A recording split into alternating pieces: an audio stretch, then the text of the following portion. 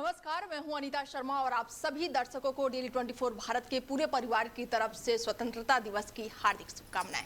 शुरुआत करते हैं बुलेटिन की। राष्ट्रपति द्रौपदी मुर्मू ने स्वतंत्रता दिवस के अवसर पर राष्ट्रपति भवन स्थित अमृत उद्यान को आम जनता के लिए खोलने की घोषणा की है। अमृत उद्यान का ग्रीष्मकालीन साल वार्षिक स्मरण 16 अगस्त से 15 सितंबर तक आम लोगों के लिए खुल रहा है और इस दौरान आगंतुक प्रतिदिन सुबह 10 बजे से शाम 6 बजे तक उद्यान का भ्रमण कर सकेंगे। हालांकि रखरखाव और देखभाल के कार्यों के चलते प्रत्येक सोमवार को उद्यान आम जनता के लिए बंद रहेगा और इस बार अमृत उद्यान में स्वदेशी और देसी फूलों वाले पौधे प्रमुख आकर्षण का केंद्र होंगे, जो अपनी रंग बिरंगी छटा और पर्यावरण महत्व के लिए जाने जाते हैं। उद्यान में गुलमेहंदी और साथ ही अपराजिता, रुकमणी, बरसा फूल और लाल सागा, नागफना जैसी कई देसी पौधों का विशेष संग्राम प्रदर्शित किया जाएगा और इन पौधों के माध्यम से भारत की समृद्धि, पुष्प विरासत और जैव विविधता को प्रदर्शित करने का प्रयास किया जाएगा। और इसके साथ ही प्रवेश निकास की व्यवस्था नॉर्थ एवेन्यू रोड के पास स्थित गेट नंबर 35 से की गई है। अमृत उद्यान में प्रवेश पूरी तरह से निःशुल्क रहेंगे, लेकिन इसके लिए लोगों को राष्ट्रपति भवन की आधिकारिक वेबसाइट पर पहले से ऑनलाइन स्टॉल बुक करना होगा। इसके अलावा आगंतुकों के सुविधा के लिए केंद्रीय सचिवालय मेट्रो स्टेशन से अमृत उद्यान तक हर 30 मिनट के अंतराल पर विशेष शटल बस सेवा भी उपलब्ध कराई जाएगी, जिससे लोगों को आने जाने में आसानी होगी। वहीं देश के 80वें स्वतंत्रता दिवस के अवसर पर प्रधानमंत्री नरेंद्र मोदी ने लाल किले की प्राचीर से तिरंगा फहराने के बाद से राष्ट्र को संबोधित किया। अपने संबोधन में उन्होंने स्वतंत्रता सेनानियों, बलिदानियों और देश निर्माण में योगदान देने वाले सभी महान व्यक्तियों को नमन किया। प्रधानमंत्री ने कहा कि आज उत्साह, उमंग और नए संकल्पों के साथ आगे बढ़ रहे हैं और अब ये देश छोटे लक्ष्यों के साथ चलने वाला नहीं रहा है। उन्होंने कहा कि 2047 तक विकसित भारत का लक्ष्य सिर्फ एक सपना नहीं, बल्कि 140 करोड़ देशवासियों का सामूहिक संकल्प है। पीएम मोदी ने कहा कि पिछले 12 सालों में दलितों, वंचितों, आदिवासियों, ग्रामीण और शहरी नागरिकों, गरीबों, मध्य वर्ग, युवाओं और महिलाओं सहित समाज के हर वर्ग के जीवन में सकारात्मक परिवर्तन आया है। उन्होंने दावा किया कि 25 करोड़ लोग गरीबी रेखा से बाहर निकले हैं और भारत आज दुनिया के प्रमुख अर्थव्यवस्थाओं में अपनी मजबूत पहचान बना चुका है। प्रधानमंत्री ने बताया कि रक्षा उत्पादन 4 गुना, खाद्य एवं ग्रामोद्योग उत्पादन 5 गुना और इलेक्ट्रॉनिक निर्माण 7 गुना, आधुनिक रेलवे कोच निर्माण 21 गुना और मोबाइल फोन उत्पादक 33 गुना बढ़ा है। ऐसे में आत्मनिर्भर भारत और सेमीकंडक्टर मिशन का जिक्र करते हुए उन्होंने कहा कि भारत अब वैश्विक तकनीकी शक्ति बनने की दिशा में तेजी से आगे बढ़ रहा है। युवाओं के लिए बड़ी घोषणा करते हुए प्रधानमंत्री ने फ्री ऑनलाइन कोचिंग नेटवर्क शुरू करने और अगले 1 साल में 1 करोड़ युवाओं को एआई ट्रेनिंग देने का ऐलान किया है। और इस बारे में स्वतंत्रता दिवस एक और वजह से काफी ऐतिहासिक बन गया है, क्योंकि पहली बार लाल किले की प्राचीर से वंदे मातरम का सामूहिक गान किया गया। रक्षा मंत्रालय के अनुसार 150 साल पूरे कर रहे राष्ट्रीय गीत वंदे मातरम को इस साल के समारोह के विशेष विषय बनाया गया है और इसके उद्घोष से पूरा लाल किला देश भक्ति के रंग में रंगा नजर आया। हमारे साथ जुड़ चुके हैं मैनेजिंग एडिटर हैं रमेश ठाकुर जी, उनसे चर्चा कर लेते हैं कि प्रधानमंत्री नरेंद्र मोदी ने सुबह ही लाल किले के प्राचीर से कई बड़ी घोषणाएं की है, तो सर किस तरीके से आप देख रहे हैं इसको? मुझे लगता है पिछले जितने भाषण अब तक रहे 11-12 बार के, उससे बिल्कुल अलग देखा गया बिल्कुल, क्योंकि उसमें 2-3 चीजें मिसिंग रही हैं इस बार उन्होंने पाकिस्तान का ज्यादा नाम नहीं लिया है और पाकिस्तान से जुड़ी हुई चीजों का उन्होंने ज्यादा व्याख्यान नहीं करा। ये अच्छी बात है, क्योंकि जब लाल किले के प्राचीर से जब अब कोई बात कही जाती है, वो आंतरिक सुरक्षा और देश के हित में और देश के भीतर और क्या हो रहा है और आगे क्या होगा, तो उस पर फोकस करना चाहिए। तो उनका पूरा जो फोकस आज के भाषण पे रहा, वो 2047 तक भारत विकसित होने की जो यात्रा आगे बढ़ रही है, उस पे उन्होंने अपना ध्यान केंद्रित करा है और पूरे देशवासियों को उस ब्लूप्रिंट से उन्होंने अवगत करवाया, जो सरकार की योजनाएं हैं और जिन योजनाओं में अभी तक 12 सालों में उन्होंने काम किया है। बिल्कुल, तो उस को उन्होंने बिंदुवार तरीके से गिनाया है। बिल्कुल, ऐसे में सर यूथ पर हम कह सकते हैं, जेनजी पर प्रधानमंत्री नरेंद्र मोदी का काफी फोकस रहा। एआई तकनीक से लेकर टेक्नोलॉजी का लेकर बहुत उन्होंने बार बार ये नाम लिया, तो क्या प्राचीर से भी उन्होंने जेनजी को बड़ा संदेश दे दिया है? देखिए, ये बात मैंने कल ही जब हम लोग चर्चाएं कर रहे थे जी शाम के बुलेटिन में, तो ये चर्चाएं जब उसी चर्चा में मैंने चीज अंकित कर दी थी। मैंने ये बता दिया था कि कुछ सूत्र ऐसे में बताए जा रहे हैं कि जो प्रधानमंत्री का भाषण जो पहले ही तैयार हो चुका है उसमें बदलाव करा गया है एंड टाइम में। बिल्कुल बिल्कुल। और उस बदलाव का असर क्या है? असर जो तस्वीर दिखी है वो है जंतर मंतर, और जो झारखंड में जो आंदोलन हो रहा है जेएनजी और जेएन अल्फा का, तो उसको लेके है। तो उन्होंने युवाओं के लिए आगे क्या करना है, जेएनजी के लिए क्या करना है और उनको किस तरीके से रुझाना है, ये सब चीजों को उन्होंने एंड टाइम पे जोड़ा है। और मुझे लगता है देखो, जो चीजें रेलिवेंट करती हैं और जो समय की मांग है और जो मुद्दे गर्म है, उनको प्रधानमंत्री अगर आज बोले हैं तो अच्छी बात है। बिल्कुल। लेकिन 2-3 चीजें इसमें और रह गई हैं। नीट परीक्षा के प्रधानमंत्री जी नहीं बोले हैं, धांधली पे नहीं बोले हैं, पेपर लीक के वो नहीं बोले हैं, और जो आंदोलन जो हुआ है उसका असर कितना दिखा है भारतीय सभ्यता पे, संस्कृति पे, इकोनॉमी पे, तो उस पे थोड़ा सा ये है जनता की तरफ से बिल्कुल भी अपना एक स्थिति करनी चाहिए, वो नहीं की। ऐसे में सर प्रधानमंत्री नरेंद्र मोदी ने 76 मिनट प्राचीर से भाषण दिया है, और ऐसे में 2047 के भारत के विजन का उन्होंने एक तरह से पूरा रूपरेखा रख दिया है।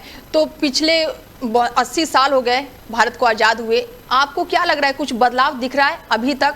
और 2047 का जो लक्ष्य रखा है प्रधानमंत्री नरेंद्र मोदी ने, उसको किस हिसाब से आप देख रहे हैं? देखिए, जो जेएनजी और जेएन अल्फा है, बिल्कुल, इनके लिए तो विजन ठीक है, लेकिन जो जिसकी एज आज के दिन में 70 साल हो गई है, 80 साल हो गई है, क्या वो कल्पना कर सकता है 2047 में क्या होगा? बिल्कुल बिल्कुल। हो सकता है उनके जीवन के 10 साल बच्चे हों, 5 साल बच्चे हों। अब 47 साल आने में, अभी 2026 में हम बात कर रहे हैं, और 47 आते आते 21 साल और बच्चे हैं। ठीक है। तो कभी ये कहा जाता है कि हम पश्चिमी सभ्यता और पश्चिमी देश जो बड़ी बड़ी इकोनॉमी वाले हैं, अमेरिका 47 साल के बाद में क्या होगा नहीं सोचता है। वो ये सोचता है कि आज हमें क्या करना है, वो कल के बारे में नहीं सोचता है।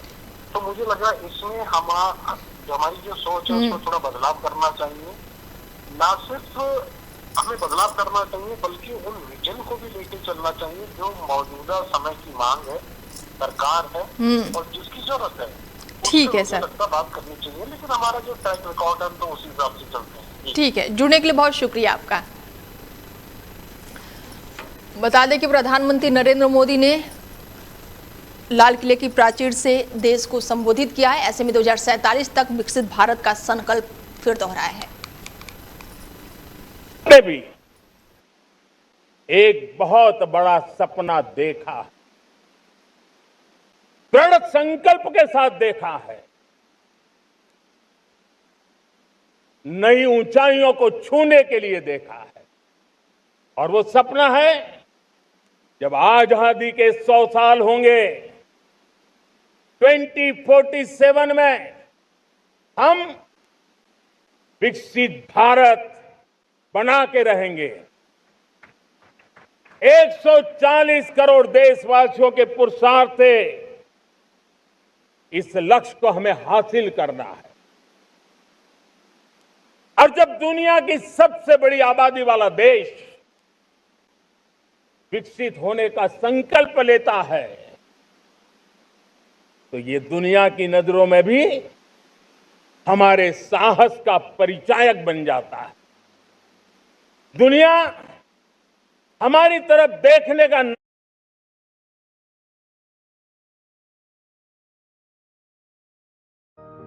कौशाम्बी समाजवादी लोहिया वाहिनी के शानदार प्रदेश अध्यक्ष, हजारों नौजवानों के प्रेरणा स्रोत, संघर्ष की मिसाल, रामकरण निर्मल निवेदक मकसूद अहमद की तरफ से देशवासियों को स्वतंत्रता दिवस की हार्दिक शुभकामनाएं। कौशाम्बी समाजवादी लोहिया वाहिनी के शानदार प्रदेश अध्यक्ष, हजारों नौजवानों के प्रेरणा स्रोत, संघर्ष की मिसाल रामकरण निर्मल निवेदक मकसूद अहमद की तरफ से देशवासियों को स्वतंत्रता दिवस की हार्दिक शुभकामनाएं। वहीं बहुजन समाज पार्टी की राष्ट्रीय अध्यक्ष और यूपी की पूर्व मुख्यमंत्री मायावती ने देश के 80वें स्वतंत्रता दिवस के अवसर पर देशवासियों को शुभकामनाएं देते हुए लोकतांत्रिक संस्थाओं और संवैधानिक पदों पर बैठे लोगों को महत्वपूर्ण संदेश दिया। सोशल मीडिया प्लेटफॉर्म एक्स पर जारी अपने संदेश में मायावती ने भारत और दुनिया भर में रह रहे सभी भारतीय नागरिकों को स्वतंत्रता दिवस की बधाई दी और लोगों से इसे राष्ट्रीय पर्व को आपसी भाईचारे, सौहार्द और एकता के साथ मनाने की अपील की। इसके साथ ही उन्होंने कहा कि आज देश की जनता उच्च संवैधानिक और कानूनी पदों पर बैठे लोगों से पहले की तुलना में अधिक जवाबदेही और जिम्मेदारी की अपेक्षा कर रही है। मायावती ने कहा कि स्वतंत्रता दिवस जैसे महत्वपूर्ण अवसरों पर देश की प्रमुख संस्थाओं को संविधान में निर्धारित चेक एंड बैलेंस का व्यवस्था को पूरी निष्ठा और ईमानदारी के साथ लागू करना चाहिए। उन्होंने कहा कि ऐसे होने पर लोकतांत्रिक और गणतंत्र की वास्तविकता भावना जो है वो मजबूत होगी और देश के दलितों, आदिवासियों और अति पिछड़ों, अल्पसंख्यकों, किसानों, मजदूरों, युवाओं और महिलाओं समेत समाज के सभी वर्गों को न्याय और सम्मान अवसर मिलेगा। बसपा प्रमुख ने बेरोजगारी, भ्रष्टाचार और साथ ही सामाजिक असमानता जैसे मुद्दों का भी जिक्र किया। उन्होंने कहा कि देश के लोगों को खुशहाल और सम्मानजनक जीवन मिलना चाहिए। उन्होंने कहा कि जब संविधान की भावना के अनुरूप शासन और संस्थाएं काम करेंगी तब स्वतंत्रता का वास्तविक लाभ अंतिम व्यक्ति तक पहुंचेगा और लोकतंत्र लोगों की उम्मीदों पर खरा उतरेगा। वहीं स्वतंत्रता दिवस के अवसर पर आरएसएस संघ मोहन भागवत आज नागपुर में युवा पीढ़ी यानी कि जेनजी के साथ विशेष संवाद करेंगे और ये कार्यक्रम नागपुर के कस्तूरचंद पार्क में आयोजित किया जा रहा है। बड़ी संख्या में युवाओं के शामिल होने की उम्मीद है और कार्यक्रम की शुरुआत राष्ट्रीय ध्वज फहराने के साथ होगी, जिसमें मोहन भागवत 200 फीट ऊंचे ध्वज स्तंभ पर तिरंगा फहराएंगे और इसके बाद से वो युवाओं के साथ सीधे संवाद करेंगे और भारत के भविष्य, लोकतांत्रिक मूल्यों और संवैधानिक दायित्वों, सामाजिक समरसता और राष्ट्र निर्माण की युवाओं की भूमिका जैसे महत्वपूर्ण विषयों पर अपने विचार साझा करेंगे। संघ का कहना है कि इस पहल का उद्देश्य नई पीढ़ी से जुड़ना और उनकी सोच को समझना और देश के विकास में उनकी भागीदारी को मजबूत करना है। बताया जा रहा है कि बातचीत के दौरान युवा भी अपने सवाल और विचार रख सकेंगे और इससे पहले 6 अगस्त को मुंबई में भी मोहन भागवत युवाओं के साथ इसी तरह का संवाद कर चुके हैं। वहीं आरएसएस अपनी शताब्दी साल के कार्यक्रमों को भी लगातार आगे बढ़ा रहा है और इसी क्रम में मोहन भागवत 25 अगस्त से अमेरिका, कनाडा और यूनाइटेड किंगडम के दौरे पर जाएंगे, जहां वो भारतीय मूल के लोग, स्थानीय संगठनों और विभिन्न सामाजिक संस्थाओं के प्रतिनिधियों से मुलाकात करके संवाद करेंगे। यह कार्यक्रम स्वतंत्रता दिवस पर युवाओं को राष्ट्र निर्माण के संदेश से जोड़ने की एक महत्वपूर्ण पहल मानी जा रही है। वहीं कांग्रेस नेता राहुल गांधी और संदीप दीक्षित की ओर से प्रधानमंत्री नरेंद्र मोदी की विदेश नीति पर की गई टिप्पणी अब राजनीतिक विवाद का बड़ा विषय बन गई है और इस पूरे मामले पर विदेश मंत्रालय ने भी प्रतिक्रिया दी है। विदेश मंत्रालय के प्रवक्ता रणधीर जायसवाल ने कहा कि भारत और इटली के बीच मजबूत और सम्मानजनक संबंध है, इसलिए सार्वजनिक जीवन में ऐसे बयान से बचना चाहिए जो कि कूटनीतिक संबंधों को प्रभावित कर सकता है। दरअसल राहुल गांधी ने कार्यक्रम में प्रधानमंत्री नरेंद्र मोदी की विदेश नीति पर निशाना साधते हुए कहा था कि विदेश नीति सिर्फ विदेशी नेताओं को गले लगाने तक सीमित नहीं हो सकती है और इस दौरान मंच पर मौजूदा कांग्रेस नेता संदीप दीक्षित ने मजाकिया अंदाज में इटली की प्रधानमंत्री जॉर्जिया मेलोनी का जिक्र कर दिया, जिसके बाद से ये बयान राजनीतिक विवाद में बदल गया है। विदेश मंत्रालय ने कहा कि हाल ही के सालों में भारत और इटली के संबंध रक्षा, व्यापार, निवेश, प्रौद्योगिक और रणनीतिक सहयोग के क्षेत्र में लगातार मजबूत हुआ है और अब दोनों देशों के बीच आपसी सहमति और समझ का रिश्ता है। और वहीं बीजेपी ने राहुल गांधी और कांग्रेस नेताओं पर कड़ा हमला बोलते हुए इसे शालीनता की सीमा पार करने वाला बयान बताया है। दूसरी ओर कांग्रेस का कहना है कि उनका निशाना सरकार की विदेश नीति थी, किसी विदेशी नेता या फिर देश का अपमान करना नहीं है। इस पूरे घटनाक्रम ने स्वतंत्रता दिवस के बीच राजनीतिक बहस को और भी तेज कर दिया है। सिंधु जल समझौते को लेके है। देखिए, सिंधु जल समझौते में जो हम लोग का सोच है, हमारा जो पक्ष है, उससे अब भली भांति बाकी है, उसमें कोई बदलाव नहीं आया है। Ayushi, regarding the victory days reception, yes, you have seen that in the last few months and over a year now, we have had several engagements with Afghanistan. We had several ministerial visits from Afghanistan to India, and these have led to strengthening of partnership in several areas, including development cooperation, trade, connectivity. We have long-standing ties with Afghanistan, the Afghan people.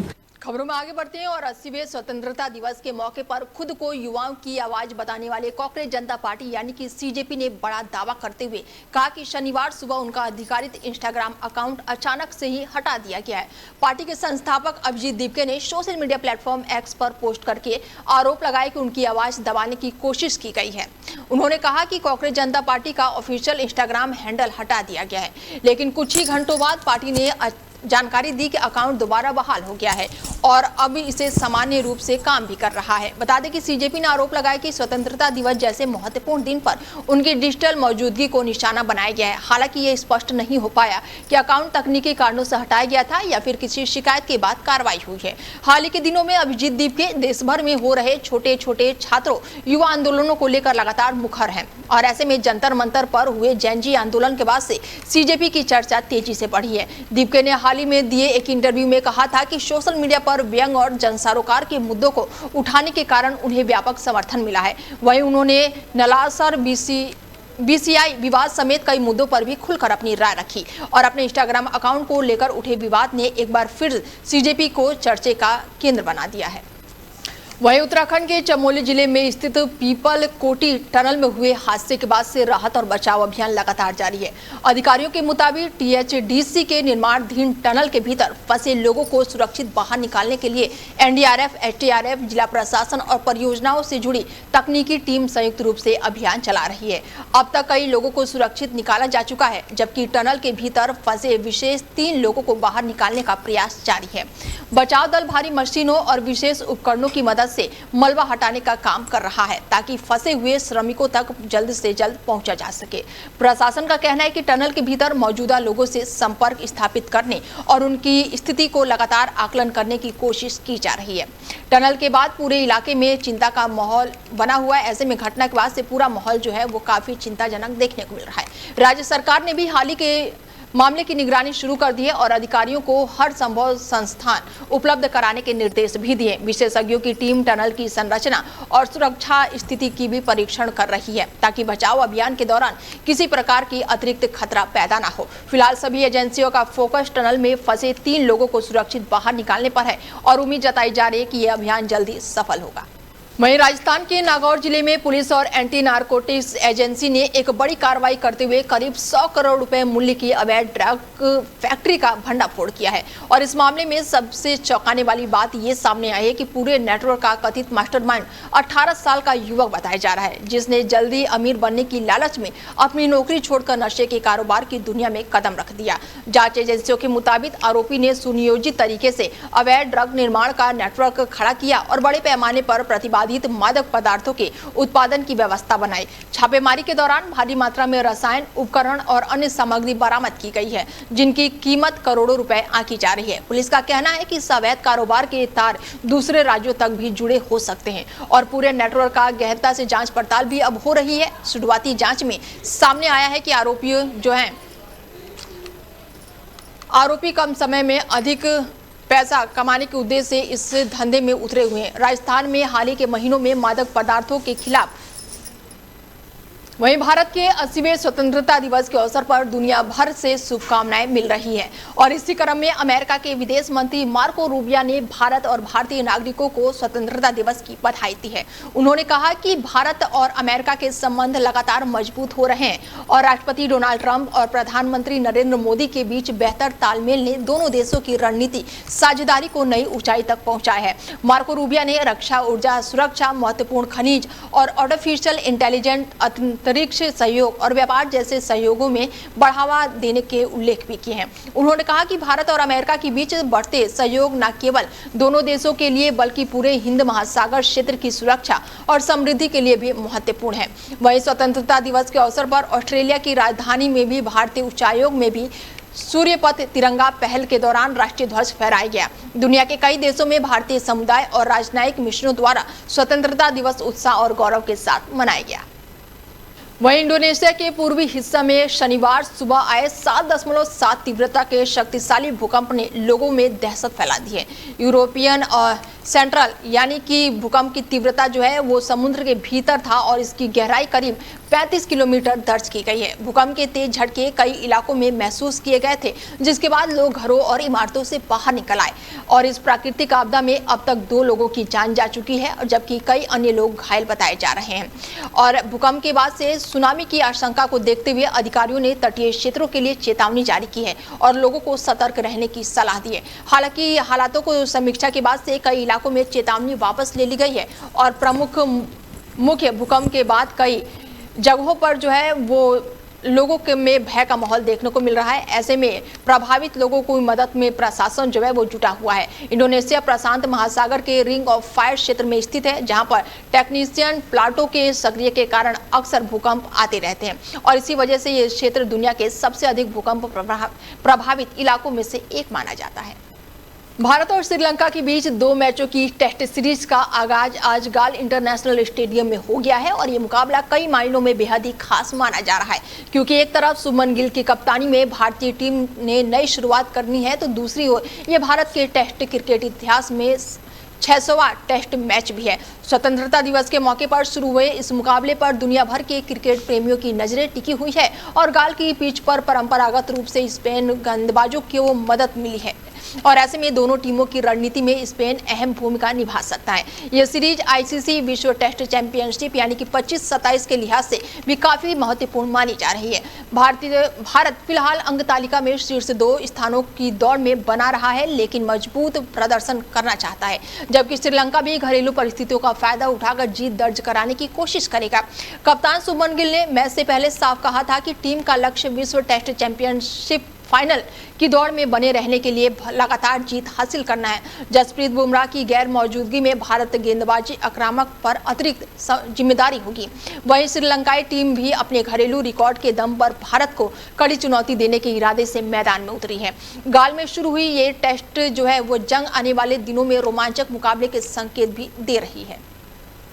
वहीं Tamil Nadu cricket से एक बेहद ही चौंकाने वाला मामला सामने आया है, जहां एक युवा क्रिकेटर को मैच के दौरान अपनी गर्लफ्रेंड को मैसेज करना भारी पड़ गया। भारतीय क्रिकेट कंट्रोल बोर्ड यानी कि बीसीसीआई की anti corruption and security unit ACSU ने तमिलनाडु की इस खिलाड़ी पर 1 लाख रुपए का जुर्माना लगा दिया है। मामला तमिलनाडु प्रीमियम लीग यानी कि TNPL के एक मुकाबले का है, जहां पर खिलाड़ी को खिलाड़ियों और मैच अधिकारियों के लिए निर्धारित प्रतिबंध क्षेत्र यानी कि players and match official area में मोबाइल फोन इस्तेमाल करते हुए पाया गया।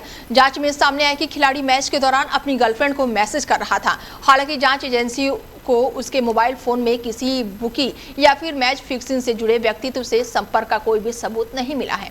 इसके बावजूद मोबाइल फोन को छिपाकर प्रतिवादी क्षेत्र में ले जाना और उसका इस्तेमाल करना बीसीसीआई के एंटी करप्शन प्रोटोकॉल का गंभीर उल्लंघन माना जाता है। ऐसे में रिपोर्ट के मुताबिक ये खिलाड़ी पिछले रणजी ट्रॉफी में भी तमिलनाडु के लिए 2 अर्धशतक लगा चुका है और उभरता हुआ खिलाड़ी भी गिना जाता है। जांच पूरी होने तक उसे TNPL में चयन के लिए अनुपलब्ध कर दिया गया है और ऐसे में बताया जा रहा है कि शुरुआत में उसे पर 2 साल के प्रतिबंध भी लगाने के विचार किए जा रहे थे, लेकिन पहली गलती होने के कारण भ्रष्ट गतिविधि के सबूत न मिलने के कारण उसे 1 लाख रुपए के जुर्माने के साथ छोड़ दिया गया है। फिलहाल मामले की जांच जो है वो आगे जारी है। फिलहाल खबरों में मेरे साथ इतना ही, दीजिए इजाजत, नमस्कार।